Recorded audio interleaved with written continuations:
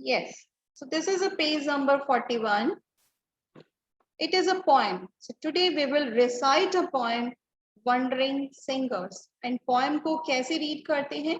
Poem को read नहीं करते हैं. Poem को recite किया जाता है with a, as you can say, singing. But not it is properly singing. But इसको recite करना है हमें in a good way. So the poem name is Wandering Singers. क्या होता है wandering? Wandering means होता है ट्रैवलिंग एमलेसली. ये जो भी इसमें हमारे रेड कलर के वर्ड्स आएंगे वो सब हमारे वर्ड मीनिंग्स हैं. और वर्ड मीनिंग्स कहाँ होते हैं? Word meanings are given at the below in this box. You can see the box here. इस बॉक्स में सारे रेड कलर के आपके वर्ड मीनिंग्स लिखे हुए हैं. जो वर्ड्स हमारे पोएम के बीच में आएंगे रेड कलर्स के, उन सब के मीनिंग्स यहाँ पर हैं. ठीक है, तो सब यहाँ देखते जाएंगे जैसे ही रेड कलर का वर्ड आएगा. So first of all wondering singers name है वंडरिंग सिंगर. सिंगर तो सबको पता है, जो सिंग करते हैं वो होते हैं सिंगर्स.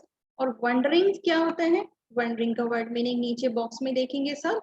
वंडरिंग मीन्स होता है ट्रैवलिंग एमलेसली. एमलेसली मतलब बिना किसी एम के. Praveen Chaudhary and everybody. Aimlessly means बिना एम के ट्रैवलिंग करना, मीन्स ऐसे ही घूमना, ऐसे ही कहीं भी चले जाना. जैसे आपने इस टाइप के पीपल देखे होंगे, ये जिनको आप जो ऐसी ड्रेसेस पहनते हैं जो साधु टाइप दिखते हैं, ये लोग क्या करते हैं? ये इनके हाथ में आपको दिख रहा है, ये इंस्ट्रूमेंट बजाते हैं, सिंगिंग करते हैं. और इनका कोई एक पर्टिकुलर प्लेस या घर नहीं होता है, ये बस ऐसे ही घूमते रहते हैं. मतलब जहां इनका मन करता है वहां जाते हैं, तो इनको बोलते हैं वंडरिंग सिंगर्स. ठीक है, तो today's poem is about that type of people. इन्हीं के बारे में आज एक पोएम हम रीड करेंगे. Okay, so all are ready. Put your finger on the first line. Where the voice of the wind calls our wandering feet. That means जो voice of wind होती है, यानी कि हवा की जो voice calls, हवा की voice जहां हमें बुलाती है, our wandering feet, हम वहीं चले जाते हैं. इस लाइन का मतलब है through echoing forest and echoing street. Echo क्या होता है? ECHO, eco. इको मीन्स होता है साउंड वापस आना. जैसे कभी कभी कहीं आप अगर हिल स्टेशन पे गए हो और तो आप वहां पे क्या करते हो, जोर से शाउट करके कुछ बोलते हो, तो वो वॉइस वापस से आती है ना, उसको हम बोलते हैं इको. तो it is written here through echoing forest and echoing street. तो जिस भी फॉरेस्ट में इनको लगता है कि इनको बुला रहा है या स्ट्रीट इनको बुला रही है, ऐसा ये फील करते हैं, तो ये वहीं चले जाते हैं. With luts in our hands, ever singing we roam. अब देखो रेड कलर का एक वर्ड आया है LUTES, लुट्स इसको बोलते हैं. नीचे देखेंगे सब बॉक्स में, जल्दी से गो डाउनवर्ड. LUTES का मीनिंग क्या होता है? अपनी अपनी बुक में देखेंगे सब. LUTES, लुट्स मीन्स होता है old musical instruments that look like guitar. पहले के टाइम में, ओल्ड टाइम में एक म्यूजिकल इंस्ट्रूमेंट होता था जो कैसा दिखता था? गिटार की तरह. आप देख सकते हो पिक्चर्स में, you can see here they are holding in their hands. ये जो बजा रहे हैं म्यूजिक इंस्ट्रूमेंट्स, इनके हाथ में भी है. इसको हम बोलते हैं लुट्स, LUTES, जो गिटार की तरह दिखता है, but it is not properly guitar, but it is looking like guitar. So we will say it lutes. So what is the line here? With lutes in our hands, ever singing we roam. अपने अपने hands में ये लोग lutes लेते हैं, अपना musical instruments, and ever singing we roam. और जहां भी ये जाते हैं singing करते जाते हैं. All men are kindred. All men, ARER, ये दोनों ही वर्ड्स को आप कैसे प्रोनाउंस करोगे चिल्ड्रन? दोनों ही आर हैं. ARER होता है और OUR भी आर होता है. दोनों की साउंड सेम है बट स्पेलिंग डिफरेंट है और दोनों का मीनिंग भी डिफरेंट है। हमने लास्ट चैप्टर में किया था ऐसे वर्ड्स जिनको हम प्रोनाउंस तो सेम करते हैं बट उनका मीनिंग डिफरेंट होता है। किए थे ना हमने लास्ट चैप्टर में? Have you remembered? यस और नो? क्या कहते हैं हम ऐसे वर्ड्स को? अगर आपको याद है तो कौन बताएगा मुझे? हमने लास्ट चैप्टर में रीड किए थे ऐसे वर्ड्स जिनके प्रोनाउंसिएशन सेम होते हैं बट उनका मीनिंग डिफरेंट होता है। Divyanshi and Paridhi are raising the hands, 2 girls are raising the hands only. बाकी सब क्यों नहीं हैंड रेज कर रहे हैं? हमने लास्ट चैप्टर में रीड किए थे ऐसे वर्ड्स, ये थे ना, जिनका क्या देखा था हमने, जिनका प्रोनाउंसिएशन हम उनको बोल तो सेम रहे थे, साउंड सेम आ रही थी लेकिन दोनों के मीनिंग डिफरेंट थे। Yes Avni Bulchandani, you tell which type of words are there? क्या बोलते हैं इन वर्ड्स को हम? Homophone. Yes, very good. The correct answer is homophone. ऐसे words को हम homophones कहते हैं, है ना? So these are homophones. Their pronunciation is same, but their meanings are different. चलो अब meaning क्या है इनका? ARER होता है helping verb जो हम plural के साथ use करते हैं। MEN man का मतलब होता है बहुत सारे man आदमी, इसलिए हमने ये helping verb use किया है ARER। और OUR क्या होता है? R means हमारा, यानी हम अपनी कोई भी चीज के बारे में बात करते हैं तो हम बोलते हैं हमारा। So it is OUR means होता है हमारा। सो फिर से रीड करेंगे इस लाइन को। All men are kindred. Kindred red colour से लिखा हुआ है, जल्दी से नीचे बॉक्स में जाएंगे सब। KINDRED किंडर्ड का वर्ड मीनिंग देखेंगे। Look at here, KINDRED means होता है family। फैमिली तो यू नो दैट फैमिली क्या है, because everybody is having the family. But आज आपको एक नया वर्ड पता चल गया फैमिली का। फैमिली को किंडर्ड भी कहते हैं। क्या कहते हैं? किंडर्ड, है ना? It is amazing for everybody. आपको नई नई चीजें पता चल रही है लेसन में। ऑल मैन आर किंडर्ड, ये कह रहे हैं कि जितने भी मैन दुनिया में हैं वो सब हमारे किंडर्ड हैं, मीन्स सब हमारी फैमिली हैं। The world is our home, पूरा जो वर्ल्ड है, पूरी दुनिया, वो हमारा घर है। ऐसा ये लोग मानते हैं कि सब लोग हमारी फैमिली हैं और पूरा वर्ल्ड हमारा होम है। Our lays are of cities whose luster is shed। अब देखो रेड कलर से बहुत सारे वर्ड्स आ रहे हैं। LAYS lays, go down fast in the table and see LAYS का मीनिंग क्या होता है। LAYS lays means होता है short poems meant to be sung। ये छोटी छोटी जो poems होती हैं उनको ये sung करते हैं, उनको ये गाते हैं, है ना? तो उसको बोलते हैं हम लेज, LAYS लेज। और एक और रेड कलर का वर्ड आया है यहाँ पर, lustre is shed. What is the meaning of lustre is shed? Go down again. Lustre is shed means होता है ग्लो और shine is lost. That means किसी की शाइन अगर खत्म हो जाती है या ग्लो खत्म हो जाता है उसको हम बोलते हैं लस्टर इज शेड। फिर से रीड करेंगे इस लाइन को। Our ledge are of cities, that means इनकी जो छोटी छोटी पॉइंट ये बोलते हैं सिटीज के बारे में। whose luster is shed, आजकल उनका जो लस्टर है वो शेड हो गया है। दैट मीन्स उनकी शाइन नहीं रही, यानी कि जो ये पहले पॉइंट्स बोलते थे छोटी छोटी पॉइंट सिटीज के बारे में, अब उनमें वो बात नहीं रही। The laughter and beauty of woman long dead. Laughter, ऐसा कर रहा था क्या लगता है उसके बाद अब ऐसा। Very good Praveen Chaudhary. और किसका माइक ऑन हो रहा है?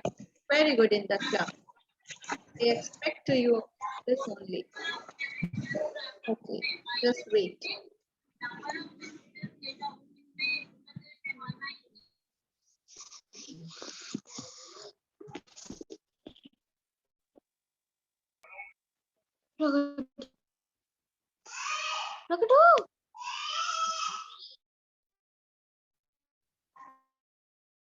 Just wait, children.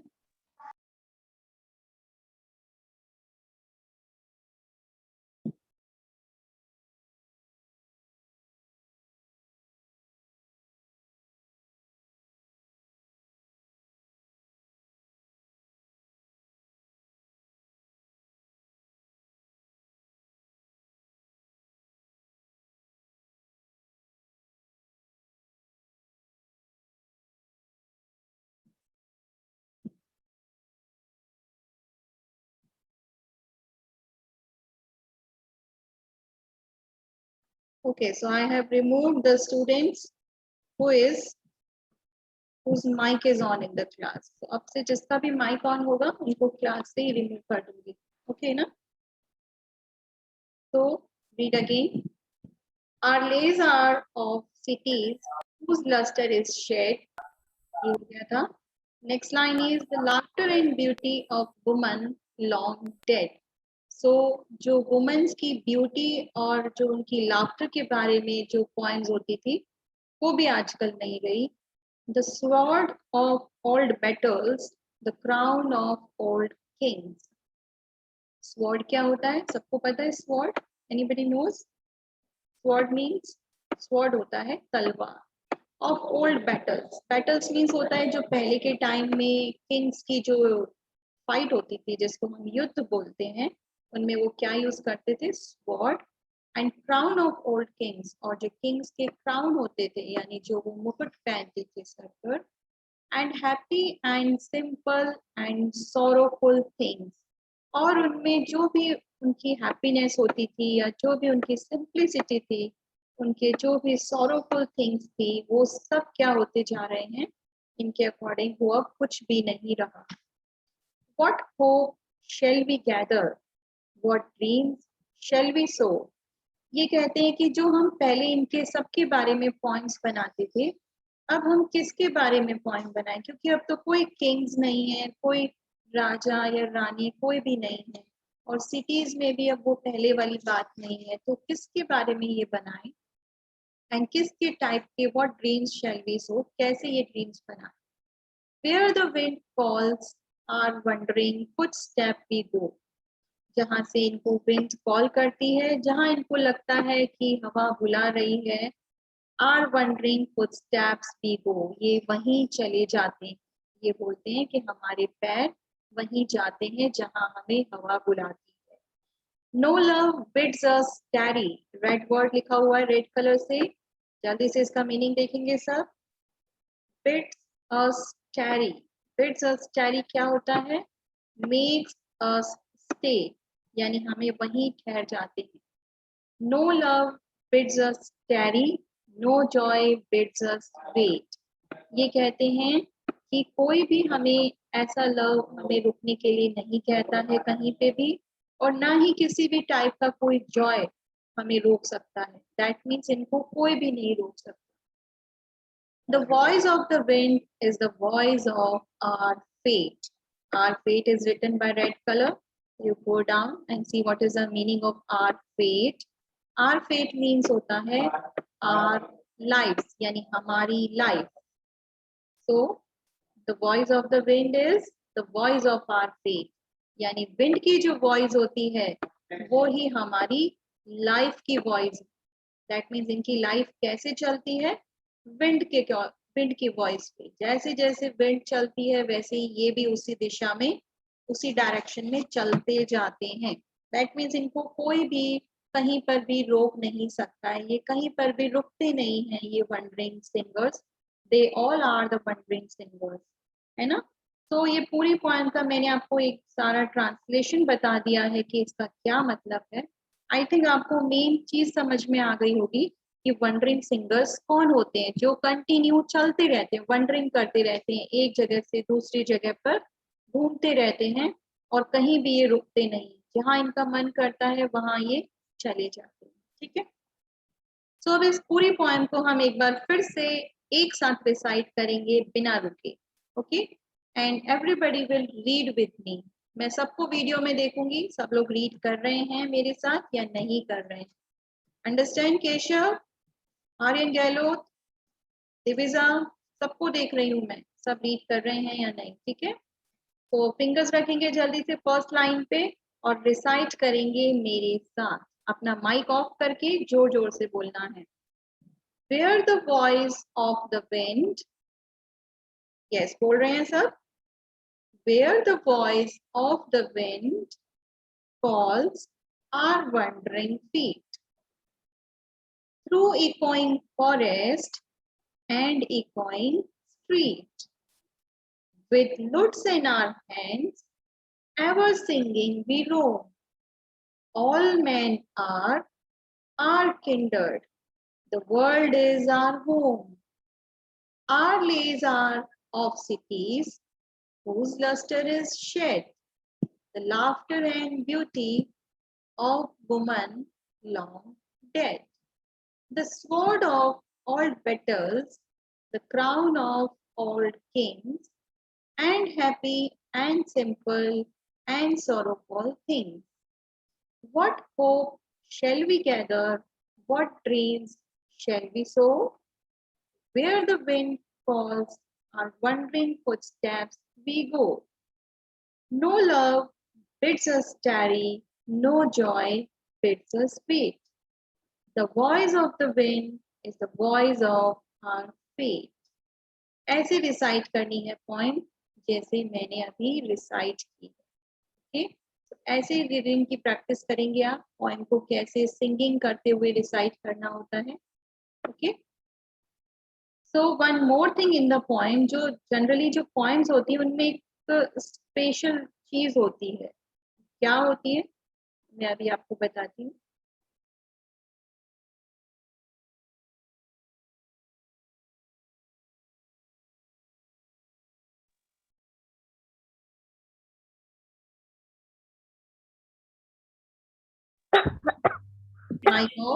Mic on नहीं होना चाहिए वरना क्लास से आउट हो जाओगे, ठीक है ना? तो सोच समझ के माइक ऑन करना है सबको। यस, तो what is the special thing about this point? क्या होता है, जो भी हम पॉइंट की लाइन रीड करते हैं उसका जो लास्ट वर्ड आता है ना, लास्ट, जैसे फर्स्ट लाइन का लास्ट वर्ड है फीट, तो उसकी सेकेंड लाइन का वर्ड भी उससे सेम साउंड का होता है। देखो, स्ट्रीट, इसको हम बोलते हैं rhyming words. Feet, street, same sound आ रही है, सब बोल के देखेंगे loudly. Feet, street. Okay, Divija आप नहीं बोल रहे हो, आर्यन आप भी नहीं बोल रहे हो, ऐसे क्लास अटेंड नहीं करनी है। ओके, जो मैम बोल रही है बोलने के लिए सबको बोलना है। सब लोग प्रोनाउंस करेंगे, सब बच्चे। Feet, street. दिविजा आप अभी तक नहीं बोल रहे हो, बोलो इसको। Feet, street. यस, नेक्स्ट देखो, इस लाइन के लास्ट में है ROAM, रोम। अब नेक्स्ट लाइन में है HOME, होम। तो रोम और होम यानी कि टू लाइंस में जो सेम प्रोनाउंसिएशन के वर्ड आते हैं जिसमें साउंड सेम आती है, जैसे फीट और स्ट्रीट, ये दोनों राइमिंग वर्ड्स थे। फिर रोम, होम, ठीक है। अब नेक्स्ट लाइन में देखो SHED, शेड। नेक्स्ट लाइन में DEAD, डेड। तो शेड का राइमिंग वर्ड्स डेड, जिसमें साउंड सेम आती है, सेम प्रोनाउंसिएशन आता है, शेड, डेड। फिर देखो किंग्स, नेक्स्ट लाइन में थिंग्स। तो किंग्स का जो राइमिंग वर्ड है वो है थिंग्स, ठीक है। Next is sow, SOW, sow, and next line go. Sow का rhyming words go, in which pronunciation is the same. Wait, fate, wait का राइमिंग वर्ड fate। तो ये राइमिंग वर्ड्स भी आपको आने चाहिए सेम साउंड के, ठीक है। सो ये राइमिंग वर्ड्स भी आप प्रोनाउंस करोगे, घर पर प्रैक्टिस करोगे, ठीक है। चलो, come on the next page. On this next page, it is given a picture of a lady and she is Sarojini Naidu. Her name is Sarojini Naidu। और ये जो हमने poem read की है, it is also about the Sarojini Naidu। नीचे देखो, इस poem के नीचे नेम लिखा हुआ था सरोजिनी नायडू। जो भी poem जिसने भी लिखी होती है लास्ट में उनका नेम होता है। तो ये पूरी poem जो हमने वंडरिंग सिंगर्स रीड की है, it is written by Sarojini Naidu। Who was Sarojini Naidu? इनके बारे में हम रीड करते हैं, कौन थी ये। Sarojini Naidu was a poet। Poet होते हैं पोएम लिखने वाले, जिनको हम कवि बोलते हैं। and played an important role in India's struggle for freedom। जब फ्रीडम फाइटिंग हुई थी देश को आजाद करने के लिए, उनमें जो जो फ्रीडम फाइटर्स थे उनमें ये सरोजिनी नायडू भी थी। She is also a freedom fighter। Her poems are known for their simple themes and melodious words. They speak about the lives of common people. Some of her famous poems include, इनकी कौन सी famous poems हैं, इनके name देखो, Palanquin Bearers, The Bengal Sailors, In the Bazaars of Hyderabad. ये इनकी poem के name है जो मैं पढ़ रही हूँ ना, In the Bazaar of Hyderabad. ये नेम है एक पोएम का, जैसे वंडरिंग सिंगर्स पोएम का नेम था, सेम एज इनकी और भी पोएम्स बहुत सारी हैं, ये उनके नेम्स हैं.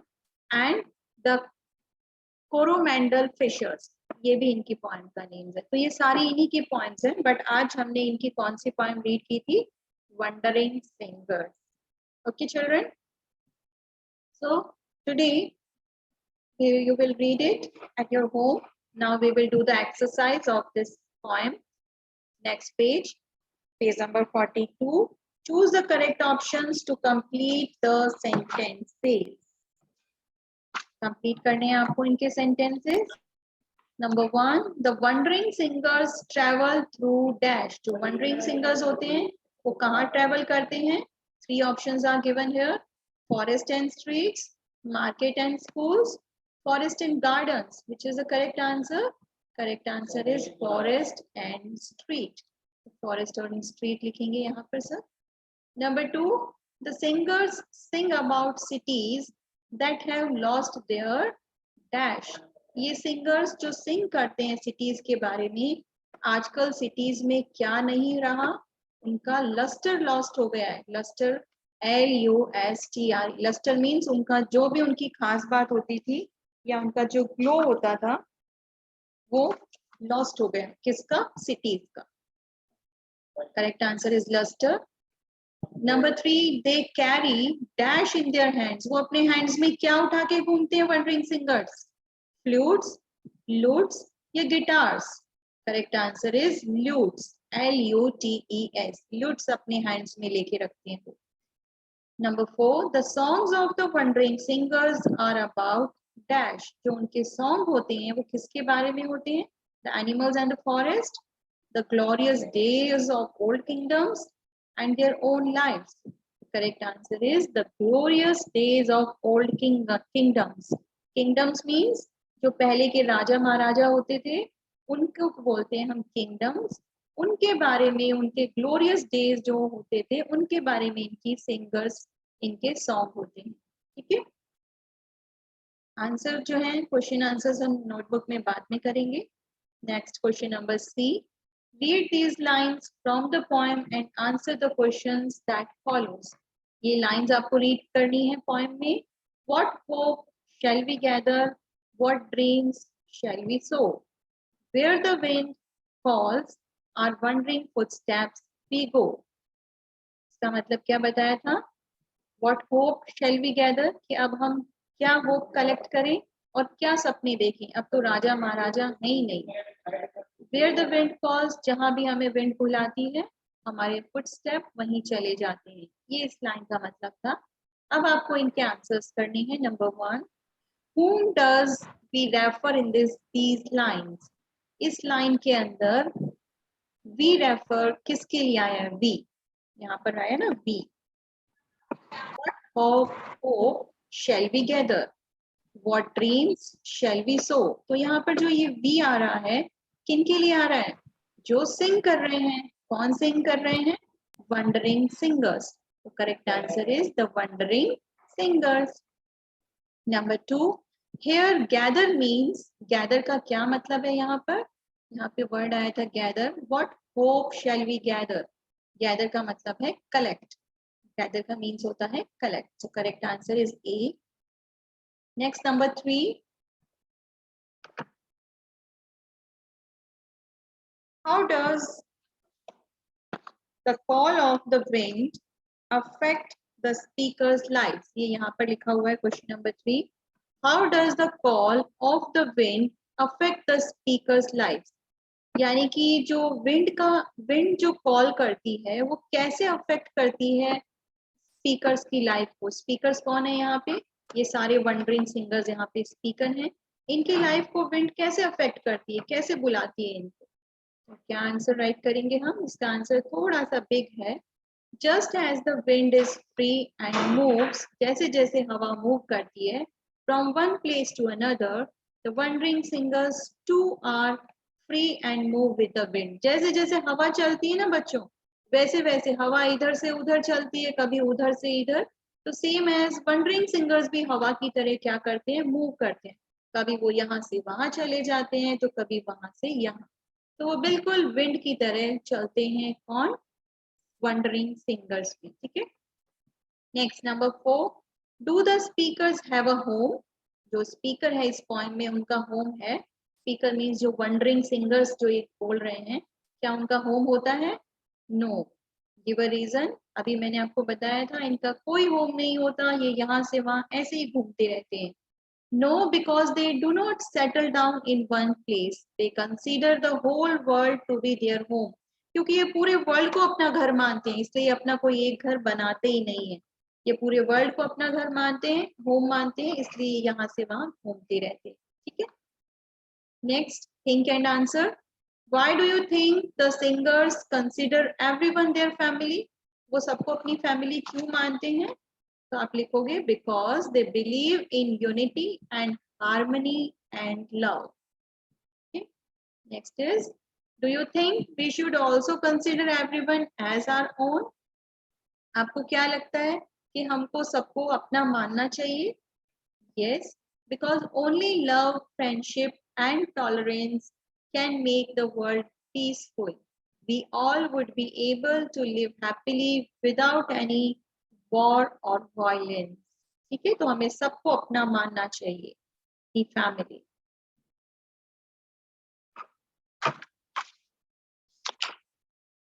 Next question is, next question we will do in our next class because there is no time now. So that's it for today. So today's homework is you will read this poem at your home again. Okay, and you will complete the book exercise also. So children, have you enjoyed today's poem? Yes or no? Yes, ma'am. Yes, ma'am. Yes, ma'am. Poem Wandering Singers. Bye, ma'am. Wandering ma'am. Bye, ma'am. Bye, ma'am. Yes. Bye, ma'am. Bye, ma'am. Bye, ma'am. Okay. Bye, ma'am. Just off your mic, everybody. Okay. Kavya, mic off करो. Mic off करो अपना. Who told you to say goodbye? I'm talking to you in the class, and class is running now. How you are saying bye? Ma'am का lesson over होते ही आप bye बोलोगे? No. I'm asking you how you feel, how you enjoyed in this poem, and you are saying bye.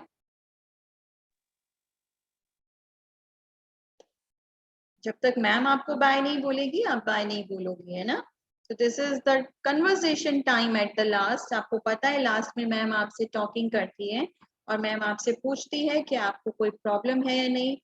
And if you want to say something, you can say to me because I am giving the chance at the last to say. क्योंकि बीच में ma'am आपको नहीं बोलने देती है, तो last में आपको बोलने दिया जाता है. अगर आपको कुछ बोलना है, कुछ पूछना है, you can ask. Or now I am also asking to you about the poem.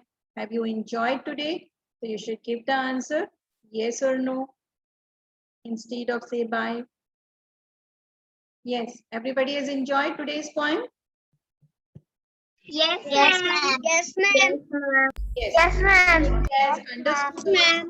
समझ में आया कि ये पोएम किसके बारे में थी? समझ में आया सबको? Yes, ma'am. Okay, Yes, ma'am. किसके बारे में हमने पोएम पढ़ी है आज? किसके बारे में थी ये poem? Raise your hands. Yes. About whom it the poem is?